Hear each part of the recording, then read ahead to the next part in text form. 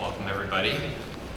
So, a little more than 10 years ago, a computer churned away for 6 days, and then on the 6th day, something fairly interesting happened, which was the genesis block of the Bitcoin blockchain was generated. The next block came just a few minutes later, and as the computer turned away, we formed the links of something that has really changed the way we think about distributed technology today, 10 years later. Now, back then, it wasn't even called a blockchain. It was called a time chain in the Bitcoin source code. So there's this thing in our cultural and technical lexicon that we talk about today all the time that 10 years ago didn't exist in the form we know it today. And in the intervening 10 years, the technology has really matured. Regulation has developed alongside it. Markets have been built up around the technology. And it's that really rapid and interesting innovation that is why we're here today and why I'm really excited to be joined on stage by Valerie Szczepanik, who is Senior Advisor for Digital Assets and Associate Director in the Division of Corporation Finance at the SEC. Valerie previously served as an Assistant Director in the Division of Enforcement Cyber Unit. She's on a number of working groups at the SEC, including the Distributed Ledger Working Group, the Dark Web Working Group, and the FinTech Working Group. My name is Daniel Kahan. I'm a lawyer in private practice with the law firm Morrison Foerster, where I work with entrepreneurs, technologists, investors, and technology companies on a wide range of transactions in a number of sectors, with a focus on fintech, including blockchain technology. And before we get into what we're here to talk about today, which is regulating blockchain, I believe Valerie would like to share a brief disclaimer. Thanks, Dan. First of all, it's really great to be here at South by Southwest. It's really an honor to be among people who are into music and art and tech and culture. I love my job, and in order to keep it, I'm going to have to give the following disclaimer, is that the views I express here today are my own and not necessarily those of the Commission or any commissioner or any of my colleagues at the Securities and Exchange Commission. And so I'll also share a brief disclaimer, which is that I am a lawyer, but unless you have an engagement letter with me, I'm probably not your lawyer. So nothing here today should be taken as legal advice. It certainly should not be taken as investment advice for a number of reasons. And so with that out of the way, we can kick it off. And I'll start with, last year I did a session on blockchain, and I started by asking a really easy question, which was I asked somebody, what is a blockchain? Not an easy question at all to answer, so I'll start with an equally easy question, which is, there's a lot of innovation in the space happening. There's a lot of talk about regulation and the regulatory regimes that apply, and I think it's pretty confusing to a lot of people, including some people that work in the space. Can you give us a 30,000-foot overview, or 10,000 meters for those who are joining us from outside the US, overview of the regulatory landscape for blockchain and tokens? Sure. So in the United States, there is a patchwork of regulation that applies to various conduct. I will say that for the most part, regulators in the United States don't regulate technology. Rather, they regulate the use of technology or certain conduct that may involve technologies. Blockchain is a pretty unique technology in that it enables the creation and transfer of assets, something of value, seamlessly across a network. So whenever you're talking about the transfer of value, the transfer of assets, and people's property and people's assets, regulatory regimes apply. So in the United States, you might be dealing with the transfer of property that is currency or that substitutes for currency, and you might be talking about someone who's acting as a money service business or a money transfer business. In which case, those entities typically have to deal with FinCEN, which is one of our financial regulators, and potentially money licensing regimes across the United States in the various states. If whatever the entity is doing is transacting in derivatives or futures or swaps around a certain asset, you may have to deal with this. Sorry about that. Thanks. Well, I won't start again, but getting to the good part here, the SEC. So the SEC really regulates conduct around securities and the securities market. So if what an entity or individual is doing involves transfer or creation or the secondary trading of assets that are securities, then the SEC is the regulator that would have jurisdiction over that kind of conduct. So, as the regulator over things that may be securities, I think the SEC has a multi-pronged mission. There's protecting investors, there's ensuring that markets are functioning properly, and then also encouraging capital formation. Like, broadly, how does the SEC think about regulating tokens in the context of that mission? Sure. So as I mentioned, we don't regulate the technology, we do regulate the conduct, or if the instrument itself is a security or involves a security, then we do have jurisdiction over that type of activity. What the SEC will do when looking at a particular digital asset is look at the facts and the circumstances and all the characteristics that that digital asset has. And when that asset is sold or offered for sale, what are the kind of promises being made in connection with that offer or sale? If an entity or an individual is issuing tokens on a blockchain, for example, to raise money, to build a business or an enterprise, and folks are buying into that with the expectation that promoters of that enterprise are going to work on the enterprise, develop a system, make that token more valuable or make the system more valuable to them, then typically you're talking about something that is a security under the federal securities laws in the United States.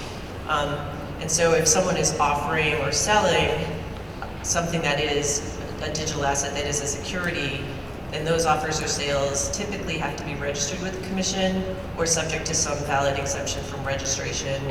And we do have exemptions that exist.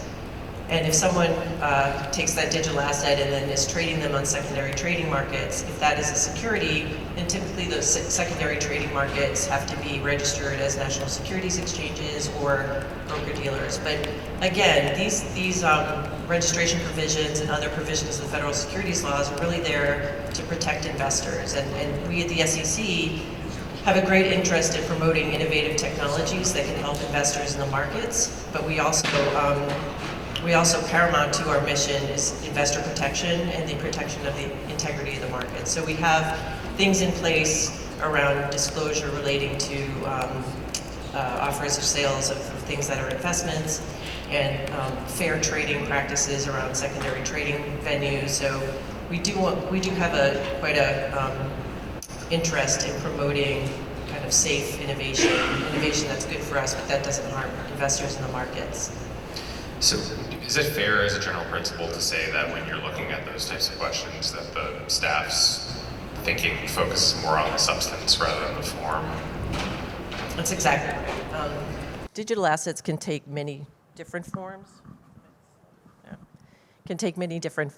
And when you think about it, a digital asset really is just a product of code.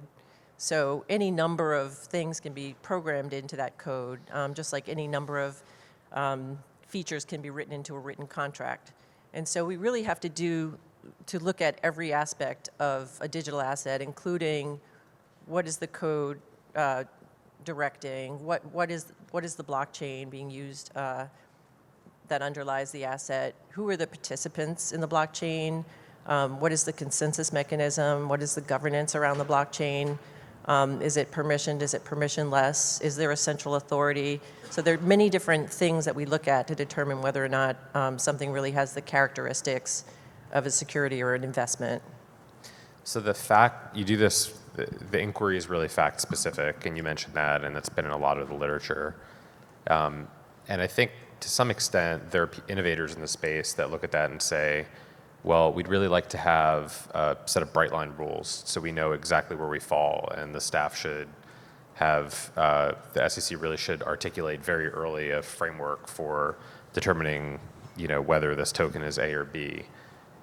But I think there's another side to that, which is that the lack of the bright line rules allows regulators to be more flexible. Would you say is that how you sort of think about it?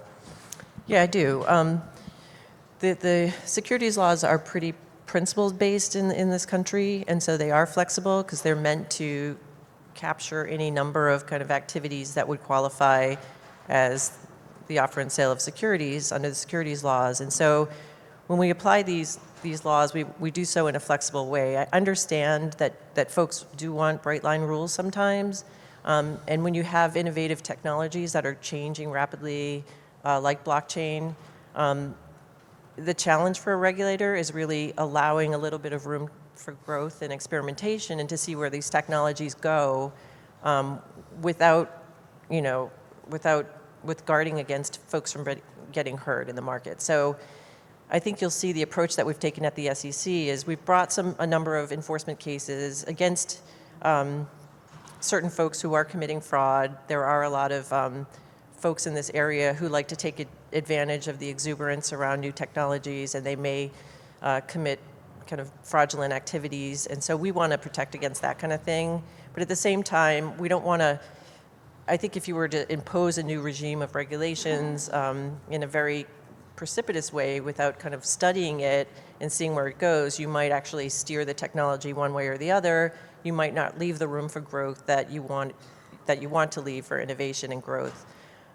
So I think it's a delicate balance. We try to strike it the right way with regulation, and with enforcement, we try to, there's certain activity that we can't ignore. If we see that investors are at risk of getting harmed or their money getting stolen, of course we're going to act.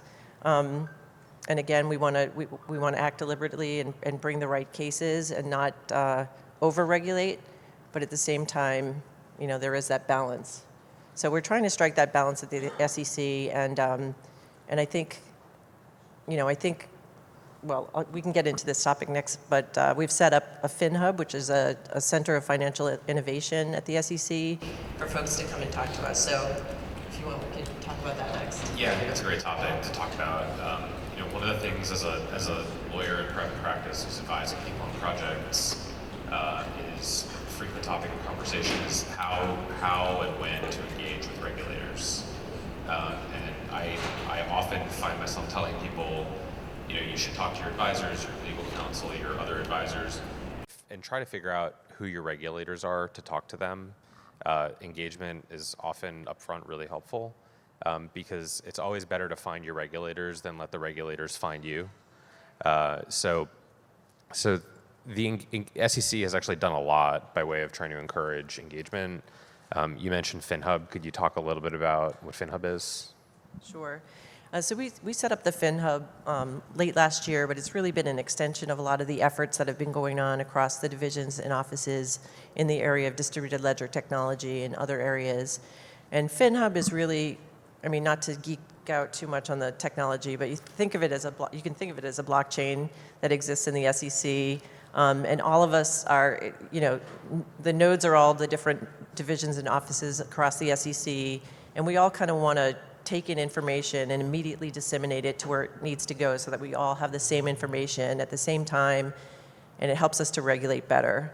At the same time, we want to create kind of a permission node for folks to deal with us. So we've created the FinHub not only as a repository of information that people can tap into and find out what the commission is doing across all kinds of fintech areas like blockchain, robo-advising, marketplace lending, artificial intelligence, and machine learning, but also a place where they can come and ask for engagement with the staff. And it's been a really useful tool for us because we've had literally dozens of meetings, folks coming in, entrepreneurs, they come in with or without their advisors. They come in to talk to us about their projects and any concerns they have, issues they have, questions. Again, we can't give legal advice to them, but we can certainly guide them through our rules and regulations. We can point them to other resources, or if they need to talk to other regulators, we can suggest that to them. But our hope is to really encourage folks to come and talk to us, and by doing that, we can be better informed regulators. And we hope that the folks that come to talk to us realize that everything they're giving us, we can internalize and use and input when we're thinking about policy making or rule making or where we need to be in terms of out there examining and inspecting what's going on in the markets or what risks we're seeing and what concerns we have. So it's a two-way, it's a two-way benefit, I would say, and it's been very successful. So can you talk a little? So I've mentioned often that we encourage people to go seek out the regulator rather than the reverse. Can you talk a little bit about how that idea is maybe borne out by some of the enforcement action you brought and kind of how you've interacted with companies? It looks to me like there is actually a demonstrated record of if you come and talk to the staff early, you maybe have an easier time going about working with the staff than if you kind of wait until there's a complaint or something like that. Can you talk a little bit about that? Sure. And not to use a cliche, but would much rather people come in and ask for or talk to us before they do something rather than doing something and then coming in and asking for kind of forgiveness, because I do want to stress that if folks are getting involved in this industry, they should realize it's a very heavily regulated industry, and for many of the reasons I've kind of mentioned, you're talking about taking in people's investments, their money, using it and hopefully creating a return for them. But there are serious responsibilities that go along with that. And so we want to make sure that people know the rules of the road. And we also want to make sure that they don't get themselves in trouble by taking a misstep. Certainly, people are doing it the wrong way. They're not only exposing themselves to regulatory uncertainty, but they're also exposing themselves to potential private rights of action. And so, people just getting started really can't afford to take those risks. And again, if folks in the industry want this to flourish, it's best to do it the right way and to weed out, I think we all share the same interest in weeding out the bad behavior, the bad conduct, and the fraud so that the good conduct can flourish. So we do encourage people to come talk to us before they start a project. Oftentimes, folks will come in with a term sheet or some PowerPoint that they want to talk us through a project. And sometimes it's an iterative process where they'll come in again after an initial talk with us, and they may refine their ideas. They may change direction a certain way. Again, we don't do the innovation for them, and we don't tell them how to do it because we want to create that freedom and space for them. But we also tell them that maybe that's not the way. That's not the right way to do it if it seems like it's going to run afoul of the federal securities laws. So we talked about FinHub a little bit, and FinHub, when it first launched, if I remember, it was really just sort of a web portal where people could engage with the staff specifically on fintech and blockchain questions. But recently, I saw the announcements that there are real-world FinHub events being organized. Could you talk a little bit about kind of moving that from online to the real world? Sure. Again, I think our best engagement comes when we're face-to-face with folks and we can understand what they're talking about and have a back and forth, especially about the technology. So we've been having in-person meetings generally in New York and DC as people request them. We've decided to kind of take it on the road, so I'm going to be traveling different parts of the country and having these kind of local peer-to-peer meetings, or offering the opportunity to folks to come in locally. We're doing one in San Francisco, I think in 2 weeks, and then after that we're going to be doing one in Denver, and there will be more to be announced. We also just announced today our FinTech Forum. It's the second forum that we're going to have. And this one's going to be completely focused on distributed ledger technology. It's going to happen at the SEC's headquarters on May 31st. So hopefully we'll have panels set up to talk about the different issues. You might hear from some folks at the SEC, some of my colleagues that run the division. So it should be a great engagement and a continuing effort for us to communicate with the public one-on-one to become better regulators and to provide better guidance, I think, for folks in this area. So let's drill down a little bit about how engagement works. So let's say you start a project and you have advisors who are helping you with the project, with the technical and the legal aspects of it. You come to the staff through FinHub or other means, and you engage and explain your project. Like, what's the sort of best case scenario? What are the what can I get out of that as an entrepreneur in terms of relief or other, like, what's the end state of that engagement, possible end states? Sure. So sometimes in new technologies, you'll see that it doesn't quite fit into an old system or an old rule, or a rule that's designed for perhaps similar conduct but different types of technology. And so the SEC does have a number of kind of tools in its toolbox to deal with innovative projects and systems. And these things have been around really for years and have been used in many different instances. So I would say one type of relief that folks could ask for is no action relief. So if they come to the commission and they say, or a division of the commission, and say, we want to issue a token, we want to do it exactly this way. We're going to have this feature, that feature. It's going to be used for this purpose and that purpose and not for this. It's going to be offered to these types of people. And if we stick with this complete, format that we've set forth, division, can you give us a no action letter and tell us that, if we operate in this precise way, we will not, that you will not recommend any action against us. And as a division of corporation finance might look at something like that and, if appropriate, might issue a no action letter and say, if you do things just like you've told us you're going to do it, we will not recommend any enforcement action. Now, it's not a total guarantee, but it's a really strong thing to have in your pocket. There's another type of relief called exemptive relief. So rules and regulations are in place to, prevent specific harms or address certain situations. If you could come into us and say, we can't exactly comply with this regulation, but we can do these things, X, Y, and Z, that will accomplish the same investor safety or market integrity concerns that you have, will you let us go forward? And in that case, the division could look at it and say, okay, do things this way, and we will give you an exemptive relief. You don't have to completely, comply with this regulation or that regulation. So, and then we have interpretive relief, where if someone comes in and they ask for some interpretation under the law, and they say, if we do things this way, can you interpret the law to mean, that we're doing it within the bounds of the law? And so we have these different things that we've been able to apply over the years, and there's no reason we couldn't apply it with some of the new technologies that are coming out today. So that is one avenue that folks can come in and get relief from the commission to take a certain action. Have you seen the level of engagement through those channels fall off at all in the past year, given the kind of negative correlation with price activity, or has it been pretty constant since you started those engagement platforms? I think it's been pretty. We did have a bump when we first opened the FinHub. We had been having meetings through, like you say, a kind of a FinHub 1.0 version that wasn't as good. But we had a lot of engagement there, and then we had a bump in terms of folks coming in and asking for meetings after we announced FinHub. Bit of a slowdown during the shutdown, but then I would say we're up full speed again, and trying different ways of engagement with the P2P meetings and the FinHub forum. So we hope to keep that going.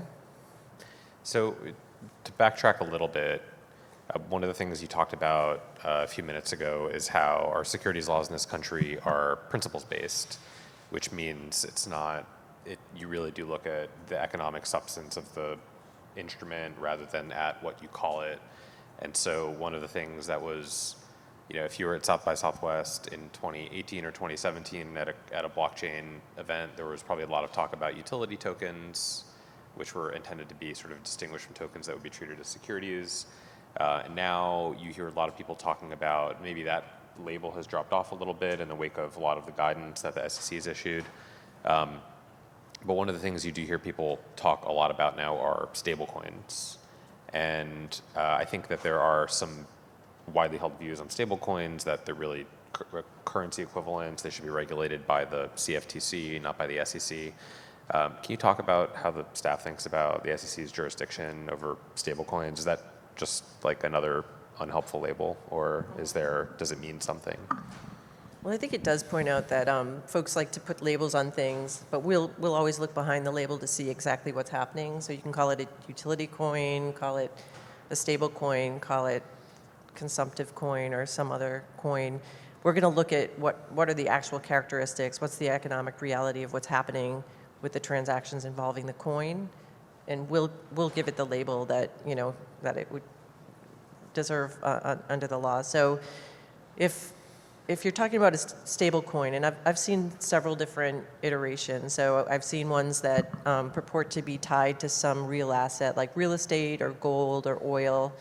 And then I've seen stable coins that purport to tie dollar for dollar or coin for dollar to the US dollar or some other fiat currency that's going to be held in reserves and available at any point for redemption kind of thing. That's a different type of coin. And then I've seen stable coins that purport to control price with some kind of pricing mechanism, whether it's tied to the issuance, creation, and redemption of another type of digital asset tied to it, or whether it's you know, controlling the supply and demand in some way to keep the price within a certain band. So I would say that, again, we're going to look at the facts and circumstances, but when you're looking at that third category of some central party controlling the price fluctuation over time, you might be getting into the land of security. When you're talking about folks who are buying into that ecosystem or buying those coins with the expectation that somebody else is going to be, you know, holding a profit or guaranteeing a profit or holding the price at a certain level. Again, you know, that could raise issues under the securities laws. And it's not unheard of for instruments, I mean, just outside of blockchain, to be covered by different agencies or potentially within the jurisdiction of different agencies. I mean, the other thing that we see a lot is maybe the instrument is or is not a security, but then you have other people doing things around the instrument that look more like securities transactions. So you raise a fund to invest in stable coins or hold stable coins, and maybe the interest in that fund or securities, even if the coins themselves aren't. But it does raise this interesting point about how there is some overlapping jurisdiction with other regulators. In some cases, the lines are fine. You sort of know where they are. Can you talk about, like, within the U.S., how I know there's a lot of coordination among agencies, but you talk a little bit about how that works? Sure. Yeah, we coordinate pretty closely with our sibling agencies, the CFTC, FinCEN, DOJ, Treasury. I think the agencies all have an interest in making sure that we're taking a consistent and clear approach to how we regulate in this area, and that's been a great, I would say, partnership. I probably have every couple days a call with one of my fellow regulators to talk about digital assets and DLT. So it is close coordination, and you make the good point that sometimes when you're looking at a conduct involving a digital asset or DLT, sometimes two or more different regulators could have jurisdiction over different aspects of that same conduct. So that's something to keep in mind too. There has been regulatory overlap that's existed for decades, depending on the conduct. So you could have, for example, interest in a fund that trades commodities. The interest in the fund could be securities, while the trading in the commodities that underlie that fund could be the subject of the CFTC's jurisdiction. So the agencies have worked well together in the past and continue to work well together, coordinating through these issues. But I think we certainly become better regulators by sharing knowledge. And so we've had working groups, we've had groups that get together to share the knowledge that we do have. And I think you'll find across the agencies that I've mentioned, they each have offices like mine where they actively seek to engage with the public and with entrepreneurs in these areas. I think another thing, I've seen since even just the last time, since being here last year, was I've seen a lot more people opting in to regulation, meaning people will actually volunteer to treat a token as security and call it a security token, or they'll volunteer to kind of walk into the CFTC and say, here's what it is, we want to be regulated, because sort of another way of driving towards certainty is to actually try to choose your regulatory regime. Again, it goes back to this point about the form versus substance. can call something anything, and it doesn't mean that it is the thing, but from a legal perspective. But we definitely have seen more people, again, affirmatively opting in to a regulatory regime to get that certainty. One of the other dimensions to that question isn't just sort of the horizontal, which agency regulates it and is there overlapping jurisdiction, but also geographically, who's the regulator? Because a lot of these projects are geographically distributed. Even if the project is not geographically distributed, the base of token holders or developers may be all in different places outside the US. And early on, I think there was a little bit more, there were greater disparities, I think, between how a lot of different regulators in different jurisdictions thought about these questions. And from being in the private practice perspective, you've seen the opportunities perhaps for regulatory arbitrage shrinking over time to the point where moving to other places doesn't necessarily get you a radically different regulatory result. So, and some of that I know is because of the fact that the regulators in these different places are talking to one another. And so not just within the US, you have coordination with foreign regulators. Can you talk a little bit about those efforts and how active those are between the US SEC and securities regulators in other countries? Sure. We do have really close coordination through IOSCO, which is the International Organization of Securities Regulators across nations. And so there are a lot of internal work being done around digital assets and DLT and understanding the risks involved, the benefits. There are work streams around fintech in general.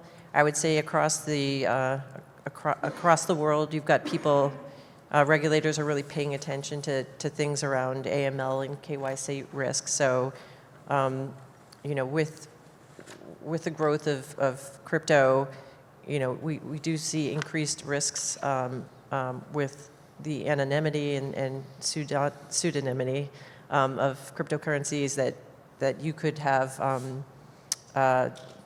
bad conduct occurring too, like money laundering and terrorist financing. So I think across the world you'll see nations at least putting in baseline efforts around regulation for anti-money laundering, know your customer, and that type of thing. And then I think on the kind of market risk side, you do see increasingly statements being put out or requests for information being put out across the globe about things like investor protection, disclosure around crypto assets, secondary trading, what's happening in the secondary trading markets. What I have seen recently are a lot of studies coming out about these markets that are based on analytics and real science. So I think, as a regulator, I'm encouraged to see that kind of stuff coming out because it really can inform us where we need to be, what we need to be looking at, and what investor protections exist and don't exist in these secondary markets. But I think there's definitely a lot of recognition across the globe about the risks and also the benefits. So I don't want to paint a bleak picture. I think there's a lot of excitement across the globe about how DLT can be employed to create efficiencies and to deal with things like data privacy and the like. So it was interesting because you touched on using analytics to inform how blockchain is regulated. And as we're talking about this geographic topic, I'm curious whether when the staff is thinking about how to regulate it, to what extent you're thinking about keeping our markets competitive with other jurisdictions' markets, and whether there really is sort of a regulatory competition among different regulators in different jurisdictions. Is that something that enters the thinking when you're looking at these questions? It does. I think we in the U.S. have enjoyed kind of the, having strong markets, having deep markets for a long time. And I think the reason that we do is because we have good regulations and we have strong enforcement of those regulations. Of course, when you have something developing, you're going to have people who want to move to a shore where there's limited regulation for whatever reason, and that's going to happen. But I think what'll happen are the strong and the really good enterprises that want to be here in the United States and want to take advantage of the depth and liquidity of our markets are going to find that there are benefits to doing it the right way. And when they do that, they will be the gold standard of operations in this area. So I think over time, as things develop, we're hoping that we're encouraging, the best of the best to stay in the United States. But we're hoping we're being flexible enough that we're not driving good folks offshore too.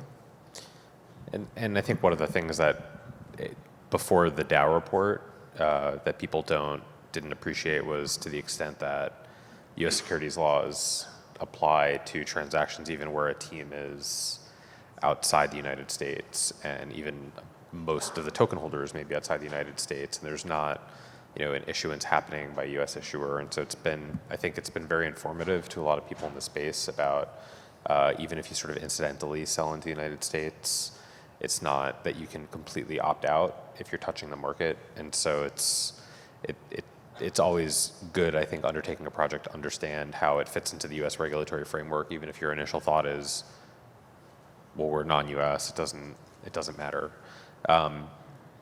So I want to talk a little bit about looking forward in terms of how you see it's amazing in the past 2 years. I mean, since the Dow report came out it was the summer of 17, just how much this regulation has entered kind of the mainstream consciousness and lexicon, and how people are talking about things like the Howey case, which is a very old Supreme Court case that dealt with whether or not something is a security. And I think I may have promised you at some point that we weren't going to talk about Howey on stage, and so I'm sorry about that.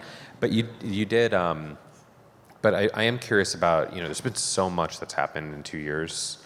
And so in the next 2 years, I mean, where do you see a lot of your resources being allocated? Is it going to be kind of continuing with trying to find new modes of engagement?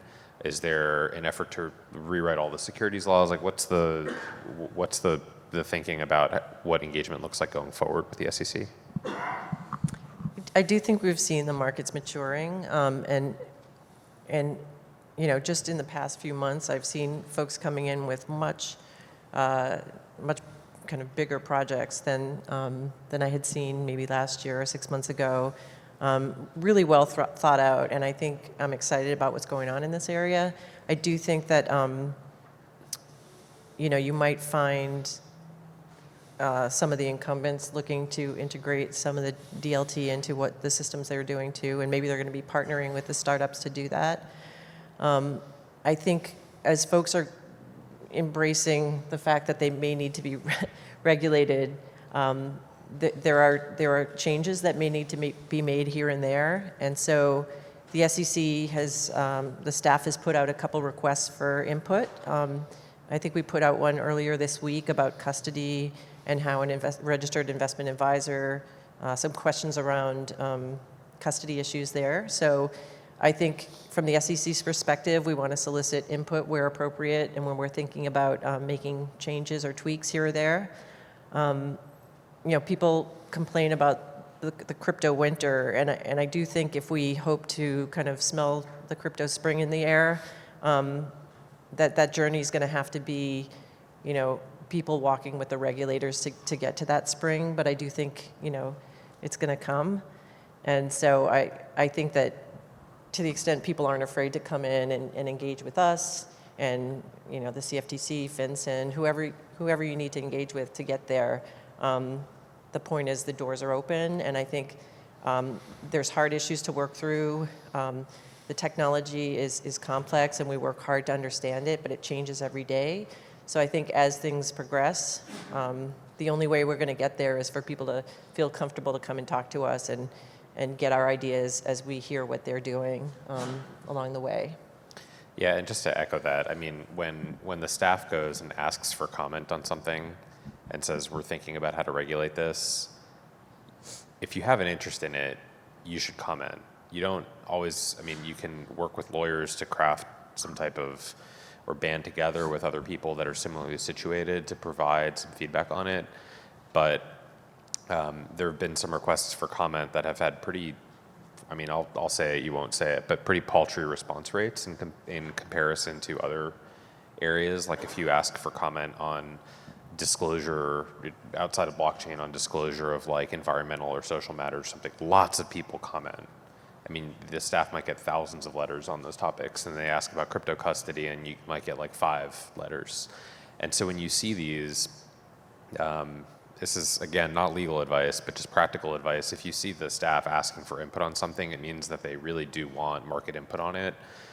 Comment, draft something, draft an email, talk to a lawyer, draft a letter if you want to do something more formalistic, but provide feedback, because it really is a very pain-free way to engage with the staff. And one of the things is people are always saying that they wish the regulations were different, or they wish the interpretive guidance were different. And really, if you want it to be different, then take these opportunities when you don't necessarily have, you don't have to go in with your project and talk to the staff about that. You can just provide on a general. It's a really great opportunity for engagement, and I'd encourage more people to do it. Will there be a division of blockchain at the SEC anytime soon? Do you foresee that?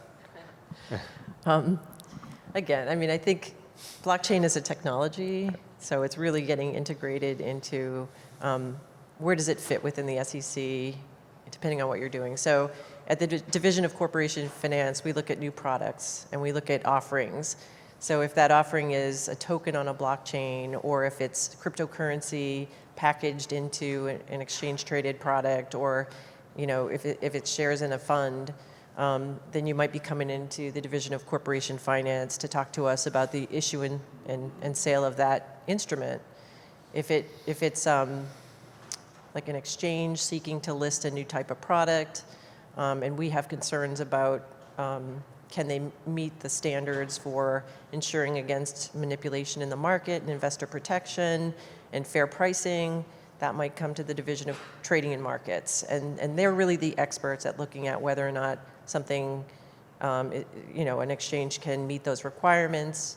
They look at things like secondary trading. So if you're an exchange who wants to, or if you're a platform that wants to be an exchange for securities tokens, go talk to the Division of Trading and Markets, because they're the ones that process exchange application, or if someone wants to become a national securities exchange, or someone wants to operate as a broker-dealer under Reg ATS, then they're going to look at those issues.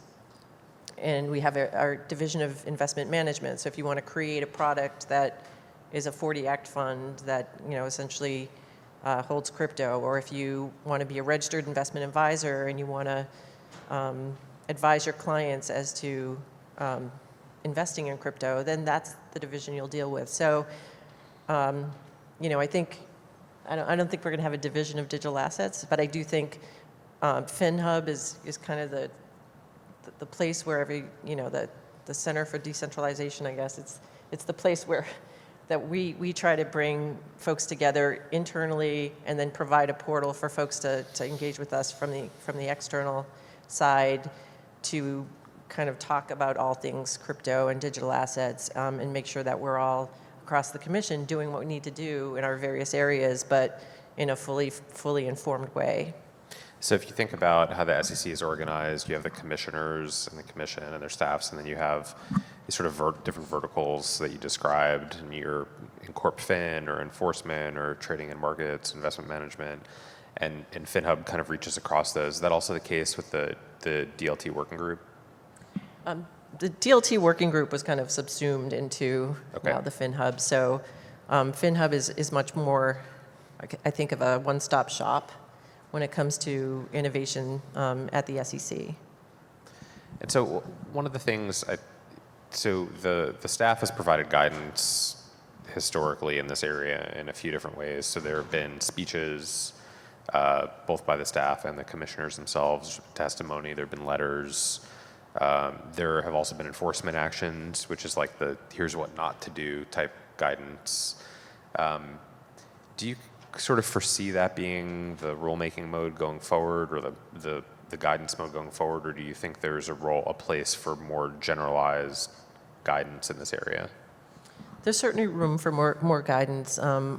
our division director indicated last fall at a speech that that we've been working on guidance, so it's no secret. We have been working on guidance to kind of put in a plain English way how one might go through an analysis to determine if whatever you're doing is offering and selling securities. So we've been working hard on that guidance, and hopefully we can be at a point where we feel comfortable giving that out. I do think out of all our tools, rulemaking is very cumbersome, and it's also not as kind of flexible as some of the other tools that you mentioned. So we do put out things like speeches and statements by the various divisions and offices that can address certain things. Of course, if it is a rulemaking, we would have to go through the rulemaking process, and sometimes that is appropriate and the best way to do things.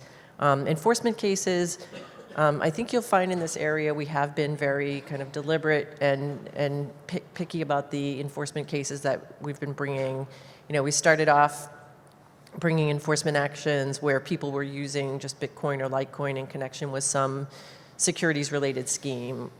Early on, you know, a Ponzi scheme that was denominated in Bitcoin. And then you see a progression to the Dow case, where the Dow, we studied an actual, you know, coin offering, and it's very famous. I'm sure folks here probably know the story, but in that case, we investigated and decided to do a report of investigation, which really laid out all the facts that we found in the investigation. It didn't charge anyone with any enforcement action, but it did say, look, we've looked at this. This was a violation of law, and this is how we would apply the law going forward. And in the next case, this is how we've actually applied the law for you know, pretty much 8 decades. And just because something is using DLT or issued on a blockchain doesn't bring it out of the ambit of the securities laws and how we apply them. And then, you know, we brought another case where we had contacted an ICO issuer called Munchie, and when we contacted them, they shut down their ICO, they returned the money. You'll see in that case, we did say that was a violation of the registration provisions, no fraud. We're not going to charge a penalty. But then I think in speeches, it was pretty much indicated by our chairman that, look, many, if not all, the ICOs that we've seen really are securities. And so people need to be careful. They need to look at our guidance. They need to look at our cases.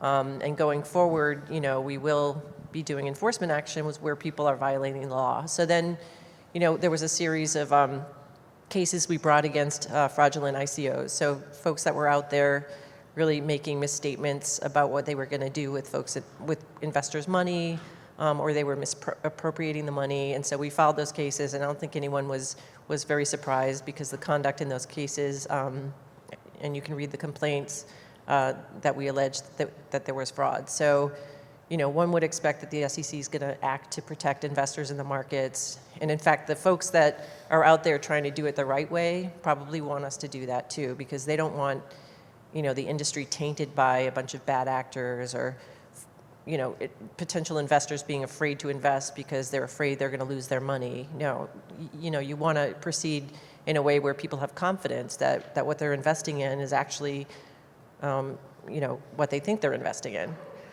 And so moving forward, there was a series of cases, Paragon, AirFox, and Gladius, that I think showed what the SEC has, well, basically settled these actions. This was a series of issuers who conducted offerings that should have been registered but were not. The SEC did not find that there were any fraudulent statements or any misappropriation in those cases, and created basically a settlement that would allow these companies to move forward with operations. And the settlement provides that they would tell investors of the investors' rights to get their money back if they wanted to, and then file reports that they would have been required to file had they done things right the first way. So in essence, these settlements are putting the companies in the position they would have been had they conducted a registered offering, and investors in the position they would have been had they received all the information they should have received from the company, and then when they decide whether or not to ask for their money back, they'll have all that information. And then going forward, the company files reports with the commission. So on an ongoing basis, investors in the markets have information about what the company's doing. And in the Gladius case, in that case, the company came in and self-reported to the SEC, cooperated, provided documents in a timely way, and the SEC did not impose a penalty in that case in recognition of that cooperation. So I think that's a point to be made for that case. And then also that there's, at some point, these companies that want to operate on a blockchain, they could get to the point where they say, we're not issuing tokens anymore to raise money. We're issuing tokens to be used solely in a system. People are buying it solely to consume and use. No one's expecting any profits. No one's expecting us to provide any efforts, to continue to get them profit. So at that point, those companies could come in and essentially ask to deregister, which is another point I think that you'll find if you read carefully into the cases that we've brought. So again, this was all done kind of in the framework we already have under the securities laws, but it shows kind of a path forward for companies who want to do this the right way. So it's fair. It's not a path forward for someone who hasn't conducted an ICO yet and decides, right. Obviously we want people to do it the right way first. But if the company has already done an unregistered offering and wants to come in and kind of make things right, that's a path forward. So there's the opportunity to engage with the staff at the beginning. Failing that, you do your offering, maybe make some missteps. You can come in and still, the point is you can still cooperate and engage with the staff and enforcement before, again, they kind of find you or there's some complaint made to the staff. And then sort of the least ideal position is where you hear from the staff first before you've thought to reach out. So I'd like to try to take some questions from the audience here, and we're going to go through the Slido app. So the most upvoted question on the roster is, do you HODL? So actually, under the ethics guidance of the commission, I'm not allowed to hold or mine any virtual assets, so I don't. Okay, so you are, to use the nomenclature, you would be considered a no-coiner, I believe, would be the phrase. You talk a little bit about, I'll change the question a little bit, but like a little bit about some of the concerns just generally of the staff as they're looking at new financial products that are built on crypto. ETFs are one example, but just in general, what are some of the concerns and reasons for like caution in that area? Mm-hmm. Sure, I think that two of the primary concerns are the custody of assets. So if investors are relying on some third party to custody their assets and make sure they're there, what protections are in place to make sure that that third party is actually custodying those assets in a way that's going to prevent theft and other issues around custody, and how can they prove that they have good custody of those assets? Because once they're lost, especially in an open blockchain, the thought that you can get them back is probably not, it's not going to happen. So a primary concern is just around the safety and custody of assets that you're holding for someone else. Another concern is around valuation and how do you value assets? How do you make sure that the assets that you're packaging into a product has the value that you've assigned them? And one thing that impacts value, of course, is market manipulation. What's going on in the underlying markets? Are they impacting the price in an artificial way? So I think those are two primary concerns, custody, valuation, manipulation. If you're packaging them into certain products that have rules around creation and redemption and striking the net asset value, those are all going to come up too. A lot of the concerns that we have around, I would say they're wrappers that you put around digital assets in order to make them easily sellable to retail. I think that I've kind of gone through what the commission's main concerns seem to be, and then part of those concerns have been expressed in the letters that have gone out requesting public input. So if you look at FinHub, sec.gov/FinHub, you'll see a button for request for public input, and there's at least 2 letters up there now around these very issues, custody, valuation, manipulation, and folks who are interested, have input, feel free to submit letters. You can do it and ask for confidential treatment, or you can do it on a public basis, and we'll post your letter up on the website. But again, if you don't want it posted, let us know. But that's the kind of thing that we want your input in, because there's many different ways to custody assets, and maybe it's not one size fits all, but we want to understand what are the business models, how are they applied, and to whom are they best applicable. That's helpful. Another, just highlighting more opportunities out there to be able to engage on questions that the staff is really interested in receiving feedback from the market. With the popularity of ICOs democratizing access to early investments, will the staff consider reevaluating the rules around accredited investors, and I would just say like the Reg D standards generally? I mean, I think those standards, we're constantly kind of looking at whether we have the right balance. Mm-hmm. And when you're talking about standards that apply, but it's not just the digital assets. I think that those standards would apply across the board to any kind of investment. So I don't think there's anything particularly with respect to digital assets or DLT that isn't also present with other types of investments. What about, and this is not on the board, but what about around, one question that we've been asked a lot relates to potentially the rules around transfers and resales. Been any thought about sort of a token specific or crypto specific guidance in that area? It's been sort of an underappreciated area, I think, because most of the regulatory action has been on the primary issuance front with so much really going on in that space. But any around 144 or any of those other rules around there, have been talk about guidance on those topics?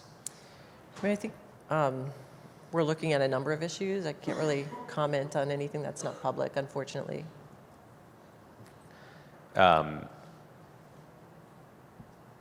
So this goes to a question that we talked about a little earlier, which is, can offshore blockchains and cryptocurrency be regulated? Yeah, so a blockchain, the concept of it being offshore is kind of strange, because I think blockchains kind of exist everywhere and nowhere. Certainly, if there's activity offshore that impacts investors in the markets in the United States, we may have jurisdiction. So even if an entity has set up, and their servers or their computers are located completely offshore, but they have set up something on a blockchain to do some activity, and they're reaching out into the United States, or they're soliciting investors in the United States, or they just have a website that is basically freely viewable and usable across the globe. In all those situations, we would take the position that we likely have jurisdiction, because when you're looking at the offer or sale of security, is the offer made in the United States? Typically, if someone's just using a website, they are offering to people in the United States, and so it falls within that conduct. If folks are operating trading venues offshore, and they have U.S. clients, or they have there's some conduct in the United States, again, we would have to look on a case-by-case basis. But we take the position that if you're kind of impacting the United States investors and markets, we typically would have jurisdiction. Yeah, and just one note on that too is that the concept of being offshore and whether or not it's something that's regulated by the U.S. federal government is one question, and there's a framework for thinking about those issues in the context of the application of our laws here and extraterritorial jurisdiction. But the other thing to keep in mind too is that it's not just the federal regulators, it's also the states. And so it's almost impossible to have a transaction that touches the U.S. that doesn't touch a jurisdiction within the U.S., like a state of Texas or the state of New York or California, that also is going to assert jurisdiction over.